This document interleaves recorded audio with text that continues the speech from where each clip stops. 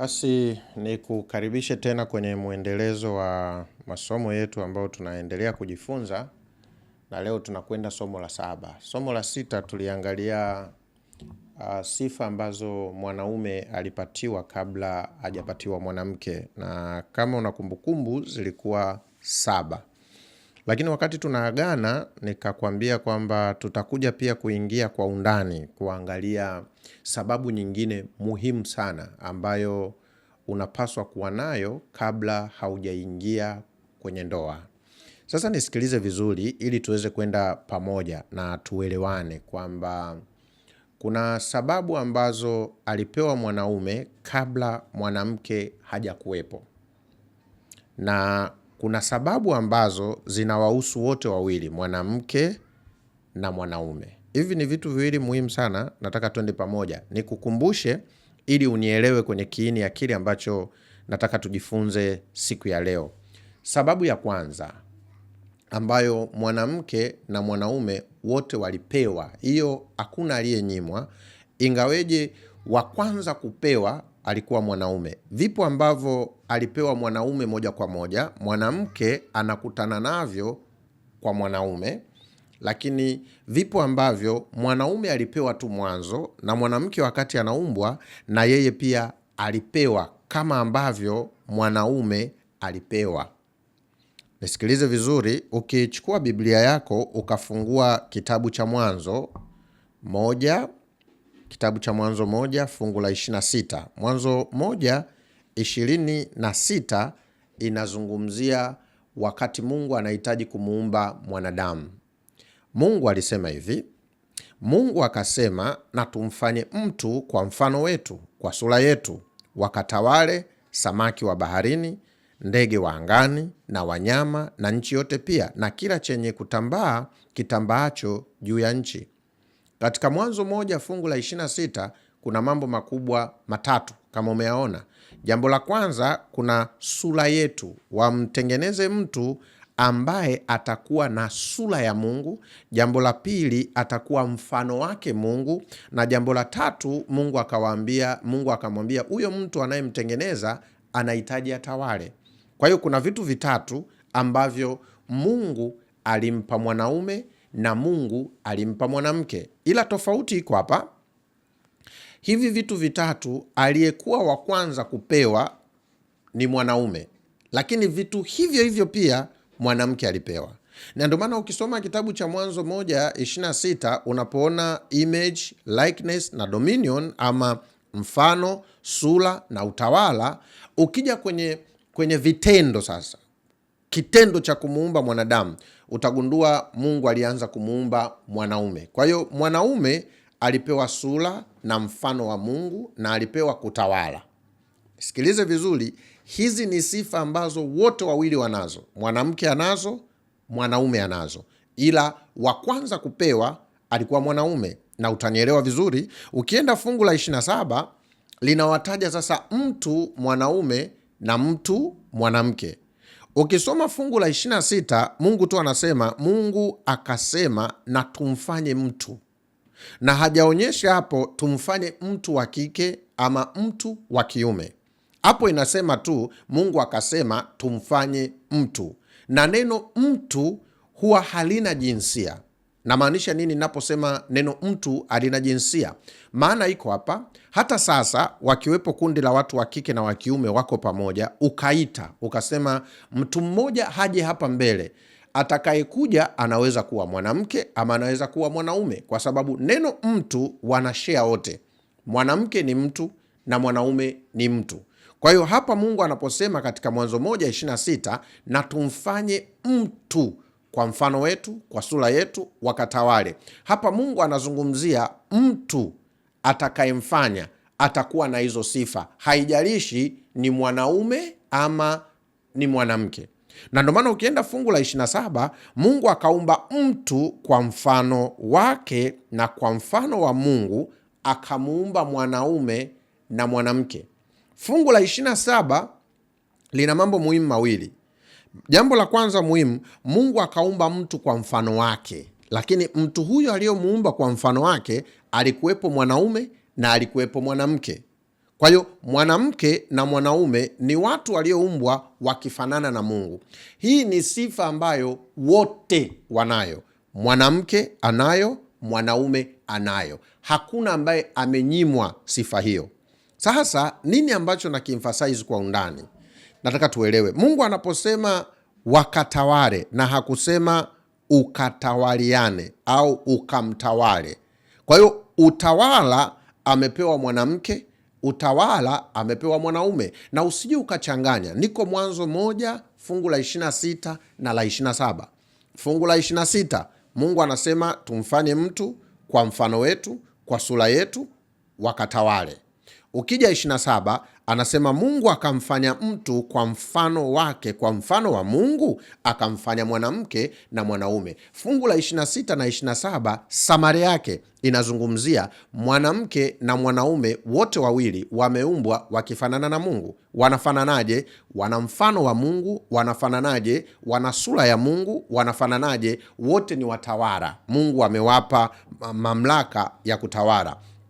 Fungu la 28 tutalichambua vizuri kwenye masomo yajayo mbeleni, linasema Mungu akawabariki wote wawili na hakubarikiwa mmoja. Sio tu mwanaume aliyebarikiwa, sio tu mwanamke aliyebarikiwa, ila wote wawili Mungu akawabariki. Mungu akawaambia wote wawili, zaeni mkaongezeke, mkaijaze nchi na kuitiisha, mkatawale samaki wa baharini na ndege wa angani na kila kiumbe chenye uhai kiendacho juu ya nchi. Kwa hiyo kuzaliana wote, mwanamke na mwanaume. Kwa hiyo kuzaa ni makubaliano ya mwanamke na mwanaume. Hakuna anayemtawala mwenzie kwenye kuzaa. Hakuna aliye na mamlaka kuliko mwingine kwenye kuzaa, kwa sababu wote wawili Mungu anawaambia hivi, kwanza nimewabariki, cha pili nimewaruhusu mkazaliane, mkaijaze dunia. Sasa ukisoma fungu la 26, 27 na la 28 utagundua 26 linazungumzia Mungu anaamua kumuumba mtu. La 27 linaonyesha kutakuwa na mtu mwanamke, kutakuwa na mtu mwanaume, na wote wawili wanafanana na Mungu. Fungu la 28, mwanamke na mwanaume wameruhusiwa wakazaliane, na sio mwanaume na mwanaume, na sio mwanamke na mwanamke. Walioruhusiwa kuzaliana ni mwanamke na mwanaume. Na usisahau, ili mzaliane lazima tendo la ndoa lifanyike, na tendo la ndoa linafanyika kati ya mwanamke na mwanaume, na sio kati ya mwanaume na mwanaume, mwanamke na mwanamke. Kati ya mwanaume na mwanaume hakuna agizo mkazaliane, maana hawawezi kuzaa. Kati ya mwanamke na mwanamke hakuna agizo mkazaliane, maana hawawezi kuzaa. Na kwa sababu hiyo si ruhusa kibiblia, kimpango wa Mungu, mwanamke na mwanaume, mwanaume na mwanaume na mwanamke na mwanamke kuwa kwenye ndoa. Kibiblia, ndoa ili kuzaliana kutokee ni lazima awepo mwanamke na ni lazima awepo mwanaume. Sasa kama umenipata vizuri kwenye picture hii ya awali, tutarudi hapa kuangalia kitu cha msingi. Ninachotaka tuongeze sifa ya 8 kabla haujaingia kwenye ndoa. Kabla sijarudi huku, nataka upate picture kubwa ili tunaporudi kuangalia hii sifa ya 8 unielewe. Kama mpaka hapa umetuliza kichwa na kunisikiliza na kwa umakini na umenielewa, sasa tunapokwenda Mwanzo hiyo 2 fungu la 7, hapa sasa inaonyesha implementation ilifanyikaje. Huku Mwanzo 1:26, 27, 28 Mungu akasema na tumfanye mtu kwa mfano wetu, kwa sura yetu, wakatawale samaki wa baharini, ndege. 27 Mungu akamuumba mwanamke na mwanaume kwa mfano wake, na kwa mfano wake aliwaumba. 28 akawaruhusu wazaliane, waongezeke. Hapa sasa tunakuja kuangalia, okay, Mungu alisema anaumba mtu kwa mfano wake, kwa sura yake, mwanamke na mwanaume. Aliamua kuwaumbaje? Na usisahau ni Mungu ndiye ameamua, sio sisi. Je, Mungu aliamua kuwaumbaje? Kwa hiyo ukienda Mwanzo 2 fungu la 7 utakuta anasema Bwana Mungu akamfanya mtu kwa mavumbi ya ardhi, akampulizia puani pumzi ya uhai, mtu akawa nafsi hai. Kwa hiyo mtu wa kwanza sasa ambaye Mungu alichagua kumuumba, atakaye kuwa mfano na sura ya Mungu na Mungu atampa mamlaka ya kutawala. Mungu anamuumba mtu wa kwanza kwa kuchukua mavumbi ya ardhi, kisha anampulizia pumzi ya uhai. Huyu mtu anakuwa nafsi hai. Mtu anayezungumzwa hapa ni mtu mwenye jinsia ya kiume ambaye ni mwanaume, na ndiyo mtu wa kwanza Mungu aliyeamua kumuumba. Sikiliza, sio wanaume waliamua kuumbwa wa kwanza. Maana Mungu wakati anapanga uumbaji hakukuwa na mtu. Aliyeamua kumuumba mwanaume wa kwanza ni Mungu na sio mtu, ila Mungu mwenyewe aliamua kuchukua mavumbi ya ardhi, akayapulizia pumzi ya uhai, akamuumba mwanaume. Ukiendelea kwenye Mwanzo 2 utaona mwanamke alivyoumbwa pia. Ukisoma fungu la 18 ambalo nimelieleza sana ili fungu kwenye masomo ya nyuma, anasema Bwana Mungu akamtwaa, fungu la hilo ni la 15, la 18, Bwana Mungu akasema, si vema mtu huyu awe peke yake, nitamfanyia msaidizi wa kufanana naye. Sitaingia kwa undani leo kwenye fungu hili kwa sababu kwenye masomo ya nyuma nimeshalizungumzia. Wewe rudi tu nyuma, kama sio somo la pili, la tatu, hapo la kwanza, la pili, utakutana na uchambuzi wa yakinifu wa hili fungu la Mwanzo 2 fungu la 18. Ukija fungu la 21 linasema Bwana Mungu akamletea Adamu usingizi mzito, naye akalala. Kisha akamtwaa ubavu wake mmoja, akamfunika nyama mahala pake. Alafu anasema na ule ubavu aliyoutwaa katika Adamu, Bwana Mungu akamfanya mwanamke, akamleta kwa Adamu. Mwanaume anaumbwa kutoka kwenye mavumbi ya ardhi, anapuliziwa pumzi ya uhai. Mwanamke hatoki kwenye mavumbi ya ardhi. Mwanamke anatoka kwenye mwili wa Adamu na kisha na yeye anapuliziwa pumzi. Mwanamke matilio yake ni mwili wa Adamu. Mwili wa Adamu matilio yake ni ardhi. Kwa mantiki hiyo, Mungu alikwenda kwenye ardhi mara moja, hakurudi tena kwenye ardhi. Alipomhitaji mtu wa pili, alikwenda kwenye ubavu wa Adamu akamtengeneza mtu wa pili.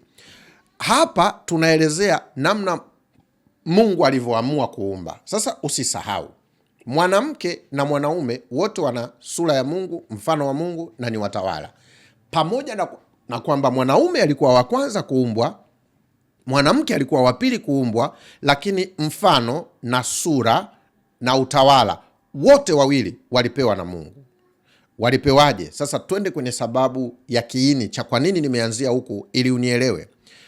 Mungu wakati anamuumba mwanaume, wakati anamuumba mwanadamu, alitumia maneno makubwa mawili kwenye Biblia ukiyasoma vizuri. Neno la kwanza alilolitumia katika kitabu cha Mwanzo 1 fungu lile la 26, Mungu akasema na tumfanye. Limetumika neno tumfanye. Neno tumfanye kwa lugha ya Kiingereza lenyewe linasema make, and God say let us make. Tufanye. Neno tufanye kwenye Biblia linaitwa hasa kwa lugha ya Kiebrania. Kufanya ama kumake ni kukitengeneza kitu kutoka kwenye kitu ambacho tayari kipo. Kufanya au kumake ni kukitengeneza kitu kutoka kwenye kitu ambacho tayari kipo. Pastor, unamaanisha nini? Mungu aliposema na tumfanye mtu, Biblia inasema kwenye Mwanzo 2 fungu la 7, Mungu akaenda kwenye mavumbi ya ardhi. Tayari ardhi ilikuwepo. Ardhi yenyewe inaonekana siku ya tatu kwenye uumbaji. Siku ya kwanza Mungu alisema iwe nuru kwenye Mwanzo 1. Siku ya pili Mungu akasema liwe anga na akayatenga maji. Siku ya tatu Mungu akayakusanya maji sehemu moja, ikatokea nchi. Nchi iliumbwa siku ya tatu, lakini mwanaume anakuja kuumbwa siku ya 6. Utakuja kugundua ardhi ilimtangulia mwanaume. Mwanaume anayeumbwa na Mungu, matilio ya kwanza ambayo Mungu aliyatumia, aliyatoa kwenye ardhi, na ardhi ni iliumbwa kabla. Kwa hiyo kukitengeneza kitu kutoka kwenye kitu ambacho tayari kipo, hiyo ndio inaitwa kumake, ama naweza kutumia neno rahisi la Kiingereza modification. Hiyo inamaanisha nini? Ni kukitengeneza kitu kwenye kitu ambacho tayari kipo. Tukasema kwa lugha ya Kiebrania tunasema asa, ni kukitengeneza kitu kutoka kwenye kitu ambacho hicho kitu tayari kipo. Kwa hiyo matilio ya kwanza ya mwanaume wakati anatengenezwa, Mungu alichukua kitu ambacho tayari kilikuwepo, alikitengeneza katika siku ya tatu ya uumbaji. Lakini kitu cha pili ambacho Mungu anakisema hapo, akampulizia pumzi. Pumzi inatajwa kwenye fungu la 27. Kuna neno pia Mungu analitumia tofauti. Neno gani? Anasema Mungu akaumba. Fungu la 26 Mungu akafanya. Fungu la 27 Mungu akaumba. Haya maneno mawili hayako sawa, kumake na kucreate, kufanya na kutengeneza. Sasa na kuumba. Kuumba ni kukifanya kitu kisicho kuwepo kiwepo. na hicho kitu hakina mwanzo wowote ule isipokuwa ni Mungu mwenyewe. Mfano, wakati Mungu anasema iwe nuru, maana yake hakukuwako na nuru, Mungu akatamka iwe nuru, ikawa nuru. Nuru haijatoka kokote pale isipokuwa kwa Mungu mwenyewe. Mungu aliposema iwe anga, mkusanyiko wa gesi, Mungu anaposema iwe anga, inakuwa anga. Anga haikutoka kokote pale, ila kwa Mungu, haikuwa na chanzo kingine chochote. Mungu aliposema ardhi iwepo, automatically ardhi ilikuwa haipo ikawepo. Mungu anaposema ardhi na itoe miti, maana yake ardhi tayari ilikuwepo. Kwa hiyo Mungu anaongea na ardhi ili miti itoke kwenye ardhi. Sikiliza vizuri, mtu wa Mungu. Mungu anaposema samaki watokee baharini, maana yake bahari ilikuwepo tayari. Sasa nini kinatakiwa kitokee? Samaki. Kwa hiyo hayo ndio tofauti ya maneno ya Kiebrania kati ya asa na bara. Kitu kisichokuwepo kikasababishwa kiwepo, hiki tunasema ni creation. Kitu ambacho Mungu alitengeneza kitu kingine kutoka kwenye kitu ambacho tayari kilikuwepo, hii inaitwa kufanya ama make. Naamini umepata picha vizuri. Sasa turudi kwa mwanadamu. Mungu anapochukua mavumbi ya ardhi anayatengeneza. Haya mavumbi ya ardhi Mungu anapoyatengeneza linakuwa kama lisanamu hapo. Alafu Mungu anafanya creation, anapulizia pumzi ya uhai ambayo haikutoka kwenye ardhi, haikutoka kwenye mwanga, haikutoka kwenye bahari, haikutoka kwenye mti, haikutoka kwenye matope, haikutoka kokote pale, isipokuwa ilitoka kwa Mungu. Kama vile Mungu alivyosema iwe nuru, haikutoka kokote pale, ila ilitoka kwa Mungu. Mungu aliposema miti na itokee kwenye ardhi, tayari kulikuwa kuna ardhi, ardhi ikatoa miti.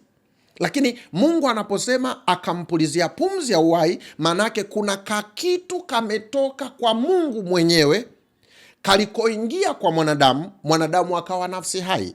Ili binadamu hawe nafsi hai, kuna vitu viwili vikubwa ambavyo Mungu alivichanganya. Mungu alichukua mavumbi ya ardhi, akachukua pumzi ya uhai, akachanganya, tukapata kitu kinaitwa nafsi hai. Kwa hiyo ili nafsi hai iwepo, lazima hivi vitu vitatu viwepo. Na ndio maana binadamu ana mambo makubwa matatu. Nisikilize vizuri, mtu wa Mungu, kuna kitu cha pekee nataka ujifunze leo.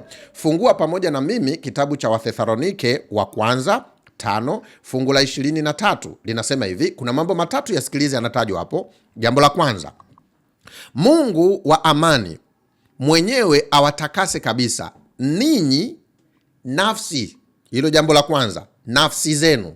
Jambo la pili, roho zenu. Jambo la tatu, miili yenu muhifadhiwe muwe kamili bila lawama wakati wa kuja kwake Bwana wetu Yesu Kristo. Kwa hiyo binadamu, mimi na wewe, tuna mambo makubwa matatu.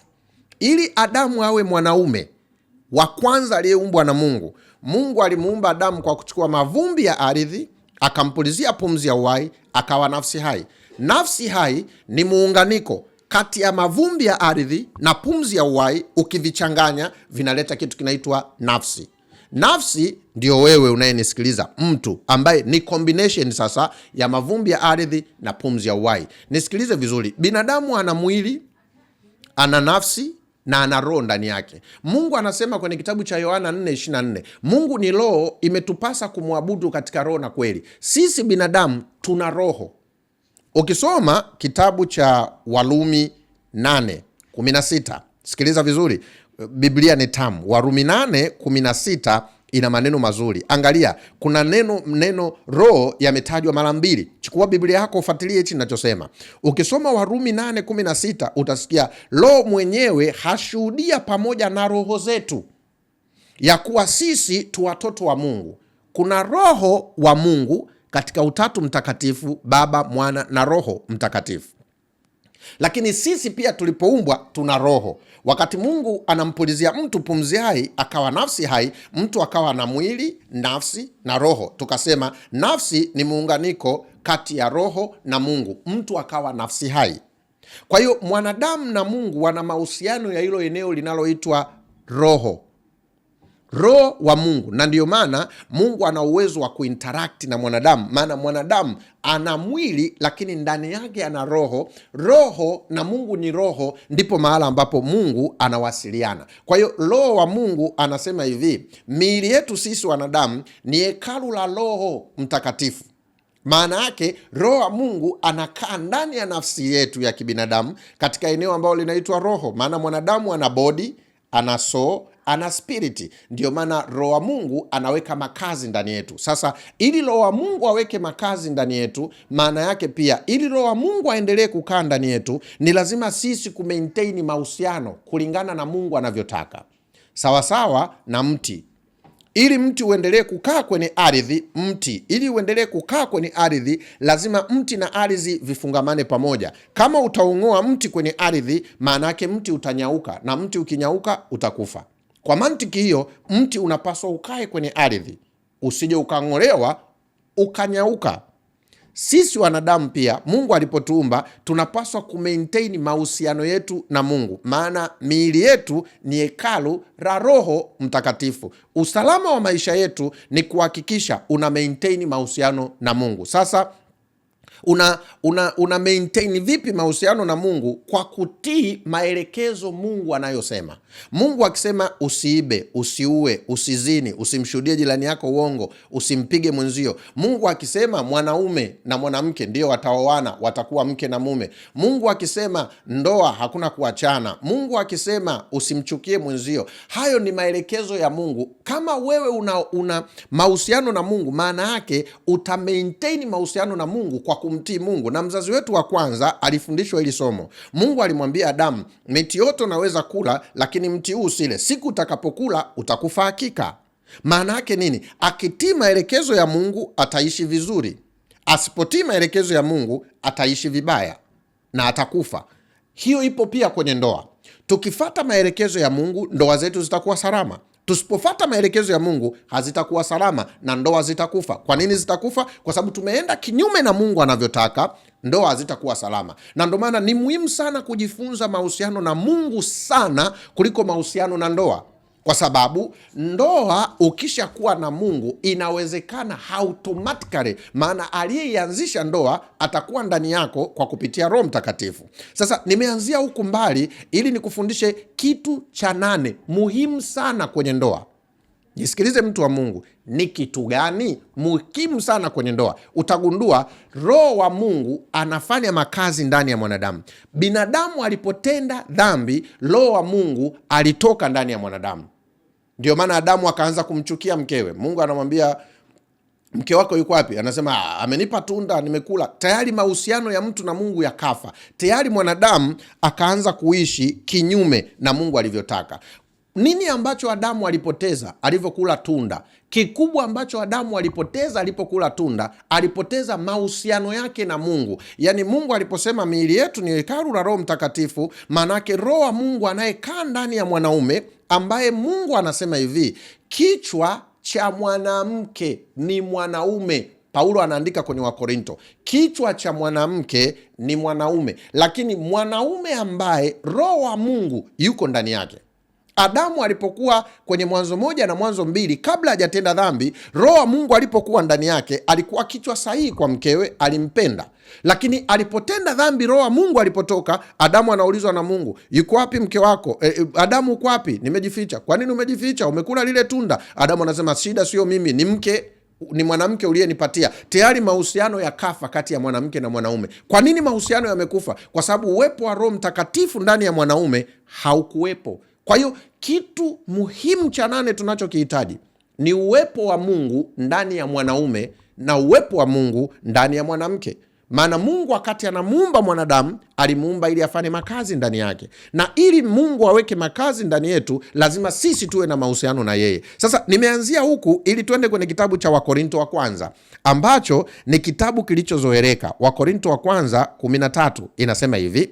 Wakorinto wa kwanza 13. Mimi sitasoma yote, ila nitasoma vitu vya awali tu ili nikupatie picha. Anasema hivi, fungu la kwanza, nijaposema kwa lugha za wanadamu na za malaika, kama sina upendo, nimekuwa shaba iliyo na upatu uvumao. Fungu la pili nitaishia hilo. Tena nijapokuwa na unabii na kujua siri zote na maarifa yote, nijapokuwa na imani timilifu kiasi cha kuweza kuhamisha mlima, kama sina upendo si kitu mimi. Hapa kuna neno linatumika, nikiwa nabii lakini sina upendo ni kazi bure. Sikiliza, nikisema kwa lugha, nikanena kwa lugha, kama sina upendo ni kazi bure. Je, neno upendo lililotumika kwenye sura yote ya kitabu cha Wakorinto wa kwanza 13, neno upendo lililotumika hapo lilikuwa linamaanisha nini? Eti mtu una uwezo wa kuwa nabii, una uwezo wa kutabiri, una uwezo wa kufanya miujiza, lakini kama una upendo, hayo yote unaofanya hayana maana. Je,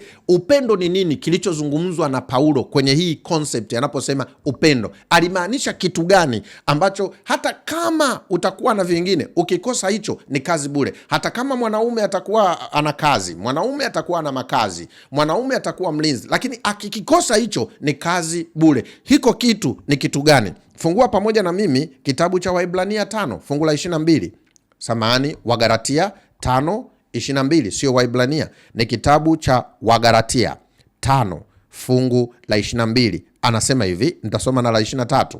Fungu la 22 anasema, lakini tunda la Roho ni upendo. Kule tunaambiwa ukikosa upendo, hata kama ni nabii, ni kazi bure. Hapa anasema hiyo upendo ambao unapaswa uwe nao ni tunda la Roho. Ukiangalia Biblia yako, roho ya herufi kubwa inamwakilisha Roho Mtakatifu. Tuliposoma kitabu cha Warumi 8:16, kuna roho ya herufi kubwa inayomwakilisha Roho Mtakatifu anayekaa ndani yetu, na kuna roho ya herufi ndogo inayowasilisha sisi pia tuna roho, ambapo ni mahala Mungu anawasiliana na mwanadamu. Hapa anasema neno upendo lililotumiwa kwenye kitabu cha Warumi 1 fungu la 13, neno upendo lililojadiliwa pale, hapa anasema ni tunda. Hilo neno upendo ni tunda la Roho. Kwa hiyo tunda la Roho, ukiwa na Roho Mtakatifu, matokeo, tunda sio kitu kilicho chini ya ardhi. Tunda ni matokeo yanayoonekana kwenye mti. Kwa hiyo mwanaume sahihi anayekuwa na Roho Mtakatifu, tutaona matokeo kwenye ndoa yake, maana tunda la Roho ni upendo. Anaendelea, furaha, amani, uvumilivu, utu wema, fadhili, uaminifu. Hayo ni matokeo ya Roho Mtakatifu kuwa ndani yako. Kwa hiyo una uwezo wa kufikiri una upendo, lakini upendo usiokuwa matokeo ya tunda la Roho ni kazi bure, hauna maana. Fungu la 23 anamalizia akisema, upole kiasi, juu ya mambo kama hayo hakuna sheria. Kwa mantiki hiyo, tunda la Roho Mtakatifu akiwa ndani yako ni upendo, na unapokuwa na upendo utakuwa na furaha, amani, uvumilivu, utu wema, fadhili, uaminifu, upole, kiasi. Juu ya mambo kama hayo hakuna sheria. Na kwa sababu hiyo sasa unahitaji Roho wa Mungu awe ndani yako. Sasa neno lililotumika hapa linalosema roho, linalosema upendo, wenzetu wa Griki ama Kilatini, kwa lugha ya Biblia iliyoandikwa kwenye Agano Jipya, wana aina za upendo. Wanazo aina za upendo kubwa, ziko 4. Mimi nitazungumzia moja iliyosemwa hapa. Zipo 4, mimi nitazungumzia moja, lakini ukienda ndani kabisa ziko zaidi ya 4. Wao wana upendo mpaka wa ngono, yani upendo wa ngono una namna unavyotamkwa, wa kirafiki, fileo na kadhalika. Lakini neno lililotumika hapa upendo lenyewe linatumika neno agapel. Agapel ni upendo wa kimungu, wanasema ni divine love. Ni upendo pekee ambao Mungu anao, na upendo huu ni upi? Ni ule ambao ninakupenda haijalishi unanifanyia nini. Angalia, Mungu alimuumba mwanadamu akaenda kinyume na Mungu, lakini Mungu hakuacha kumpenda. Bado Mungu akaja akafa badala ya mwanadamu. Maana yake ni nini? Mungu anampenda mwanadamu haijalishi katenda dhambi ama hajatenda dhambi, bado Mungu anampenda. Huo upendo unaitwa agapel. Agapel, narudia ili tuweze kwenda pamoja, ni upendo ambao uko controlled na Roho Mtakatifu. Maana yake ni upendo wa kiungu. Je, mwanadamu mdhambi aliyeharibu mahusiano na Mungu ana uwezo kuwa na upendo wa kimungu? Ukisoma kitabu cha Warumi 5 fungu la 5 inasema hivi, naomba nikusomee tunapohitimisha. Warumi 5 fungu la 5 anasema, Warumi 5 fungu la 5 anasema, Petro huyu, Paulo anasema, na tumaini halitahayarishi, kwa maana pendo la Mungu limekwisha kumiminwa katika mioyo yetu na Roho Mtakatifu tuliyepewa sisi.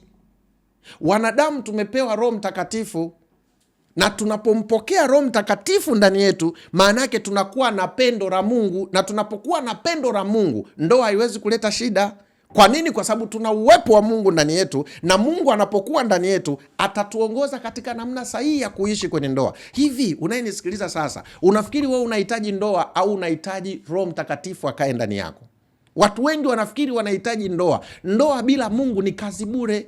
Yesu aliwaambia wanafunzi wake, aliwaahidi. Ukisoma kwenye Biblia kitabu cha Yohana 14, ngoja nikuonyeshe mambo machache tunapohitimisha. Yohana 14 fungu lile la 14 na kuendelea, anasema hivi: mkiniomba neno lolote kwa jina langu nitalifanya.